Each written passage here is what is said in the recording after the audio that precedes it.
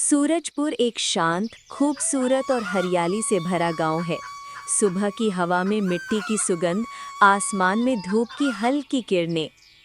आरव और कियारा खेतों में खेलते हुए हंस हंस कर भाग रहे होते हैं। तभी दादी माँ आवाज लगाती हैं, बच्चों यहाँ आओ, लेकिन जंगल में मत जाना, वहाँ रात को एक काली छाया घूमती रहती है। कियारा मुस्कुरा देती है, लेकिन आरव थोड़ा घबरा जाता है। रात को जब कियारा और आरव सो रहे थे, अचानक कुछ टूटने की आवाज आई। कियारा खौफ से जाग गई और धीरे धीरे घर के दरवाजे की तरफ बढ़ी। जब उसने बाहर झांका तो उसे एक लंबी काली झुकी हुई परछाई दौड़ती हुई नजर आई, जैसे कोई इंसान नहीं बल्कि धुआं सा काला साया जो हवा में हिल रहा था। कियारा कांपते हुए कहती है, दादी सच कहती है, जंगल में सच में काली छाया है। सुबह होते ही मैं जंगल में जाकर देखूंगी कि ये आखिर क्या चीज थी। अगले सुबह जब सवेरा हुआ, कियारा ने आरव को सारी बातें बताईं। रात में क्या हुआ था, उसने क्या देखा और क्यों वो पूरी रात डरी सहमी रही। तभी दोनों जंगल के रास्ते निकल पड़े। जंगल के बीच चलते हुए उन्होंने देखा कि किसी के पैरों के निशान बने हुए थे और उन्हीं निशानों के पास एक टॉर्च पड़ी थी। आरव ने वो टॉर्च उठाई और अपनी बहन कियारा से कहा, कियारा, मुझे लगता है टॉर्च उसी छाया की है जिसे तुमने रात देखा था। कियारा, हम ऐसा करते हैं कि इस टॉर्च को घर ले जाते हैं और दादी को दिखाते हैं कि हमें ये टॉर्च जंगल में मिली। ठीक है, चलो अब हम इस टॉर्च को लेकर घर चलते हैं। तभी वे दोनों घर आते हैं और टॉर्च दादी को दे देते हैं। वे कल की और आज की सारी बातें दादी को बताते हैं। दादी उनकी बातें सुनती हैं और टॉर्च देखकर उनसे कहती हैं, बच्चों, तुम लोग चिंता मत करो, चलो हम जाकर सरपंच और गांव वालों को सारी बात बता देते हैं। दादी गांव वालों और सरपंच के पास जाती है। वह सरपंच से जाकर कहती है, सरपंच जी, मैं आपसे यही कहने आई हूँ कि कल रात मेरी पोती कियारा ने हमारे घर के बाहर एक काली छाया को घूमते हुए देखा और जब बच्चे जंगल में गए तो वहाँ उन्हें किसी की पैरों के गहरे निशान मिले। उन्हें वहाँ से एक टॉर्च भी मिली जो अभी हमारे घर पर रखी है। दादी की बात सुनकर गांव वाले और भी ज्यादा डर गए। गांव में ये अफवाह फैल गई थी कि जंगल में कोई रहस्यमयी परछाई घूमती रहती है। एक रात जब गांव में तेज तेज बारिश हो रही थी और आसमान के साथ बिजली गरज रही थी, उसी दिन रात को दादी अम्मा बच्चों को कहानियां सुना रही थी। तभी उन्होंने देखा कि उस दिन वाली ही परछाई उनके घर की ओर आ रही है। तभी वो परछाई उनके घर के करीब आई और उसने दीवार पर कुछ खरोचा और वापस चली गई। अगले दिन उन लोगों ने बाहर आकर देखा तो दीवार पे लिखा था, जंगल बचाओ, जंगल खत्म हो रहा है। इसे देखकर कियारा बोली, दादी, मुझे लगता है ये छाया कोई बुरी छाया नहीं है, ये कोई अच्छी छाया है। मुझे लगता है कि ये हमें किसी चीज का इशारा कर रही है। हमें जंगल में जाकर देखना होगा कि आखिर क्या माजरा है। तभी वे दोनों जंगल की ओर निकल पड़े। रास्ते में गांव का बच्चा टिग्गर उनकी तरफ आया और उनके पास आकर बताने लगा, आरव और कियारा, मेरी बात सुनो। मैंने जितेंद्र को गांव के बाहर कुछ बड़े डब्बे छुपाते हुए देखा था। उस बच्चे की बात सुनकर कियारा का शक और बढ़ जाता है। तभी वे दोनों जंगल के अंदर तक जाते हैं। थोड़े डरे डरे वे चलते हैं। तभी अचानक एक शेर उनकी तरफ भागते हुए आता है। उसे देखकर वे दोनों डर जाते हैं, लेकिन शेर उनके पास आकर उन्हें कुछ नहीं कहता। तभी शेर उनसे बोलता है, बच्चों, डरो मत, मैं तुमसे कुछ भी नहीं कहूँगा। शेर की बात सुनकर बच्चे हैरान हो गए और बोले, अरे, क्या तुम बोल सकते हो? हाँ, मैं बोल सकता हूँ और मुझे पता है कि तुम सब गांव वाले उस काली छाया की वजह से परेशान हो। मुझे पता है कि वो काली छाया कहाँ रहती है। तुम दोनों मेरे साथ चलो। तभी वे दोनों उस शेर के साथ उस काली छाया को ढूंढने निकल पड़े। चलते हुए वे दोनों ने देखा कि दो आदमी लकड़ियां काट रहे हैं। शेर उनकी वजह से पीछे ही रुक गया। वे दोनों उनके पास गए और उनसे कहने लगे, अंकल, आप लोग लकड़ी क्यों काट रहे हैं? अगर हम जंगल को खत्म कर देंगे तो हवा में ऑक्सीजन कैसे रहेगी? जानवरों का क्या होगा और हमें सांस कैसे मिलेगी? कियारा की बात सुनकर वे दोनों गुस्से से बोले, ए बच्चों, ये ऑक्सीजन की बातें हमें मत सुनाओ। हमें इस जंगल से क्या लेना देना। ऐ रामू, इन दोनों को पकड़ लो, वरना ये गांव जाकर अपना मुंह खोल देंगे। इन्हें पकड़कर सेठ के पास ले चलो। उन दोनों की बात सुनकर झाड़ियों के पीछे छुपा हुआ शेर तेजी से बाहर आया और उनकी तरफ भागा। वे दोनों शेर को देखकर वहां से भाग गए और शेर ने कियारा और आरव को उनसे बचा लिया। शेर को देखकर कियारा बोली, धन्यवाद शेर जी, आपने हमें बचा लिया। चलो अब हम चलते हैं। कुछ ही देर में वे तीनों एक पुरानी गुफा के पास पहुंच गए। गुफा बाहर से बहुत पुरानी और डरावनी सी थी।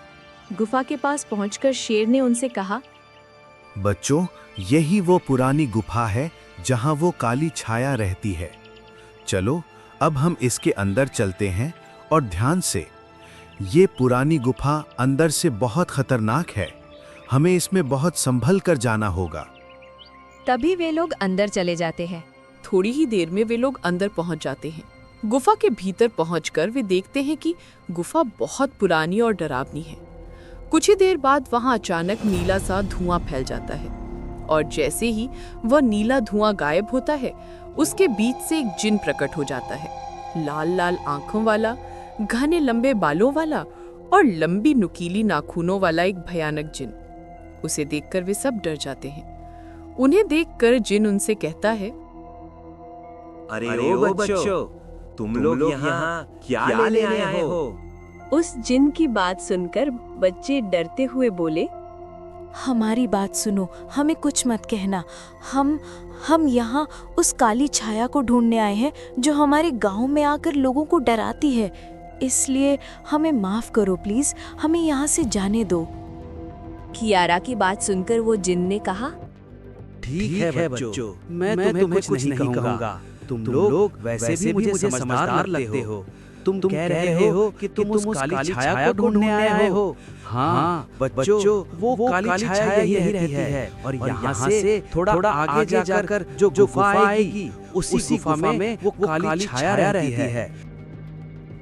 तभी वे तीनों जिन को धन्यवाद कहते हैं और वहां से दूसरी गुफा की ओर चल देते हैं। जैसे ही वे तीनों गुफा के अंदर पहुंचते हैं, तभी अचानक उनके ऊपर एक जाल गिर जाती है।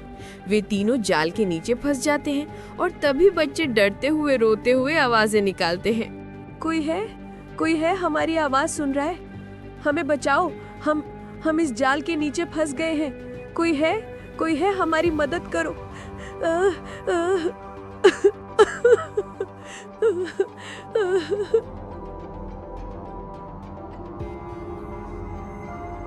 बच्चों की आवाज सुनकर गुफा के अंदर से उसी दिन वाली काली छाया उनकी ओर आ रही थी। बच्चे उसे देखकर डर रहे थे, लेकिन जैसे ही वो पास आई तो वो कोई छाया नहीं बल्कि एक इंसान था। जैसे ही वो इंसान बच्चों के पास आया, उसने जल्दी से उनके ऊपर से जाल हटाया। जाल हटते ही बच्चों ने उस आदमी को देखा और देखकर बोले, रघु चाचा, क्या आप ही थे वो काली छाया जो हर रात गांव में आती थी और जिसकी वजह से गांव वाले डरते थे? उस रात जब आप हमारी खिड़की के पास आए थे और दीवार पर कुछ लिख कर गए थे कि जंगल खत्म होने वाला है, जंगल को बचाओ, उसी बात को सुनकर मैं और अरुण जंगल की ओर निकल पड़े। रास्ते में हमें ये शेर मिला जिसने हमें इस गुफा तक पहुंचा दिया, लेकिन यहाँ पहुँचते ही अचानक हमारे ऊपर एक जाल गिर गया और शुक्र है कि आप समय पर आ गए। आखिर आप इतने दिनों से कहाँ थे रघु चाचा? बच्चों, पहले हम गांव चलते हैं। गांव पहुंचकर ही मैं तुम्हें पूरी बात बताऊंगा कि मैं इतने दिनों से कहाँ था। वे लोग गांव की ओर निकल पड़े। थोड़ी ही देर चलने के बाद वे एक जगह पर रुके और तभी शेर बोला, ठीक है बच्चों, अब मैं चलता हूँ। तुम लोगों के साथ रहकर अच्छा लगा। धन्यवाद शेर जी, आपने हमारा बहुत साथ दिया। ठीक है, अब हम चलते हैं, आप अपना ख्याल रखना। इतना कहकर वे लोग गांव की ओर चल देते हैं। तभी वो लोग गांव में पहुंचते हैं। गांव वाले इनका बेसब्री से इंतजार कर रहे थे। रघु चाचा को देखकर गांव वाले हैरान हो जाते हैं। बच्चों ने गांव वालों को सारी बातें बतानी शुरू की कि जंगल में उनके साथ क्या क्या हुआ, कैसे वो लोग रघु चाचा तक पहुंचे और कैसे उन्हें पता चला कि वो काली छाया कोई भूत नहीं बल्कि रघु चाचा ही थे। बच्चों की बात सुनकर सरपंच बोले, अरे बच्चों, तुम लोग तो इतने बहादुर निकले कि अकेले ही जंगल में चले गए। ये तो अच्छा हुआ कि तुम दोनों ने सब सच का पता लगा लिया, नहीं तो हम गांव वाले इसी डर में रहते कि वो कोई काली छाया है। अच्छा रघु बेटा, तुम इतने दिनों से कहाँ गायब थे? सरपंच की बात सुनकर रघु बोला, सरपंच जी, मैं इतने दिनों से गायब इसलिए था कि उस दिन जब मैं शिकारियों को पकड़ने जा रहा था, अचानक रास्ते में मुझे सेठ लालचंद मिला।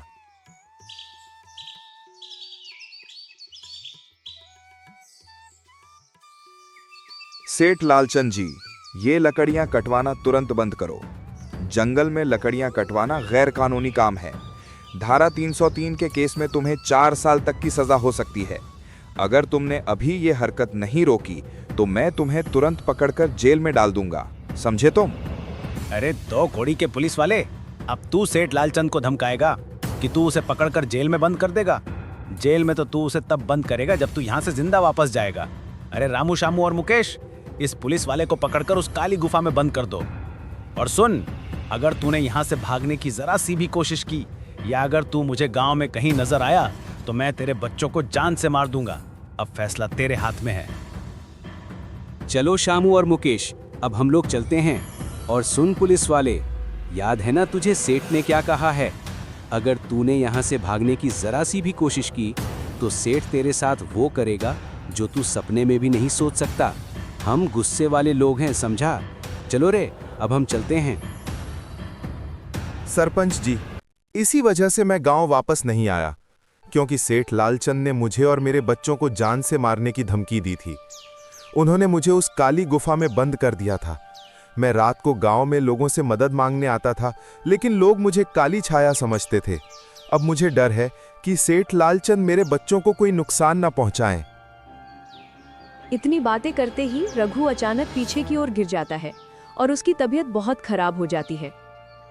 तभी गांव वाले एम्बुलेंस बुलाते हैं और उसके अंदर रघु को डालकर अस्पताल की ओर निकलते हैं, क्योंकि गुफा के अंदर कई दिनों तक रहने की वजह से रघु की तबीयत बहुत खराब हो गई थी। कुछ ही देर में वे लोग अस्पताल पहुंच जाते हैं। गांव के 2 आदमी रमेश और मुकेश भी साथ आते हैं। वहां डॉक्टर तुरंत उसका इलाज शुरू कर देते हैं। और दूसरी तरफ सरपंच भी बहुत गुस्से में थे। वो गांव वालों के साथ मिलकर योजना बना रहे थे कि कैसे सेठ लालचंद को पकड़ा जाए, जैसे कि उस दिन सेठ ने रघु के साथ किया था। तभी सरपंच अपनी योजना के अनुसार जंगल में वहां पहुंच गए जहां सेठ लालचंद अपने लोगों से लकड़ियां कटवा रहा था।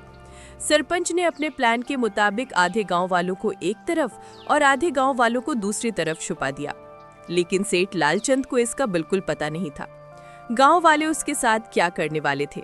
तभी सरपंच सेठ लालचंद के पास गए और उनसे जाकर कहने लगे, ओ सेठ, तुझे पता है कि जंगल में लकड़ियां कटवाना गैर कानूनी काम है। मैं तुझसे आखिरी बार कह रहा हूं, लकड़ियां कटवाना अभी के अभी बंद कर दे, वरना मुझसे बुरा कोई नहीं होगा। सरपंच की बातें सुनकर सेठ बोला, अरे ओ बुढ़े सरपंच, तू मुझे रोकेगा? जंगल में लकड़ियां काटने से तू मुझे रोकेगा? तेरी हिम्मत कैसे हुई रे? अरे रामू, शामू और मुकेश, इस बुढ़े को भी पकड़ लो। हाँ, उसी पुलिस वाले के साथ काली गुफा के सबसे अंदर वाले अंधेरे कमरे में बंद कर दो, जहां से निकलने का नाम भी ना ले सके। अब ये सरपंची का रौब मुझे दिखाएगा। सेठ की बात सुनकर जैसे ही सेठ के लोग सरपंच को पकड़ने आगे बढ़ते हैं, तभी गांव के सभी लोग जो अपनी अपनी जगहों पर छिपे हुए थे, उन्हें चारों तरफ से घेर लेते हैं और उन लोगों को मारना शुरू कर देते हैं। गांव वाले उन चारों को इतना मारते हैं कि सेठ खुद ब खुद ही गांव छोड़कर वहां से भाग जाता है।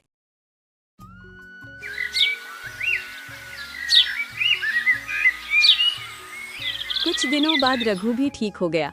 गांव की चौपाल पर सब बैठे थे और तभी सरपंच बोले, आज गांव की चौपाल पर हम सब एक बात याद रखना चाहते हैं, सच्ची बहादुरी उम्र नहीं देखती। आरिफ और कियारा, तुम दोनों ने जो हिम्मत दिखाई है वो पूरे गांव के लिए गर्व की बात है।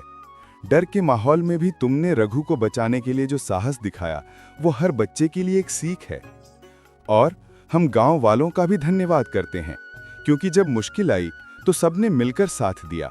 यही एकता, यही हिम्मत हमारे गांव की असली ताकत है। याद रखो, जब दिल साफ हो और इरादा मजबूत तो कोई भी काम नामुमकिन नहीं। अगर आपको ये वीडियो पसंद आया हो तो लाइक जरूर करें और ऐसी और कहानियाँ देखने के लिए चैनल को सब्सक्राइब करें। वीडियो को शेयर करना मत भूलें और हाँ, बेल आइकन दबाना भी मत भूलें ताकि नई वीडियो की नोटिफिकेशन सबसे पहले आपको मिल सके।